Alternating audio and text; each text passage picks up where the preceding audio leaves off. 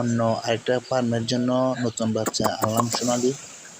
So বাচ্চা আনার সাথে সাথে এগুলো নিচে পেপার দিয়ে রাখতে হয়, কেননা পেপার দিয়ে না রাখলে বাচ্চা যেহেতু এগুলো একটু ছোটো থাকে, একদিনের বাচ্চা থাকে, যার কারণে এই বসির ধুলাগুলো নাকের ভিতরে ঢুকলে তাদের সর্দি চলে আসে বা নিউমোনিয়া চলে আসে, যার কারণে এগুলো পেপার দিয়ে রাখতে হয় 2 দিন।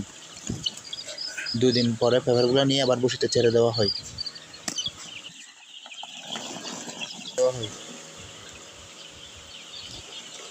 তো এভাবে মুরগিগুলোকে রাখতে হয়।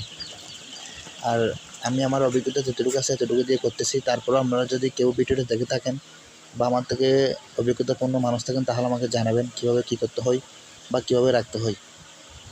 কারণ আমি জানি এমন কোনো কথা নেই, আমি চাই জানতে বা শিখতে। আপনারা জানলে আমাকে বলবেন বা কীভাবে করতে হবে, কীভাবে রাখলে ভালো হয়। ধন্যবাদ।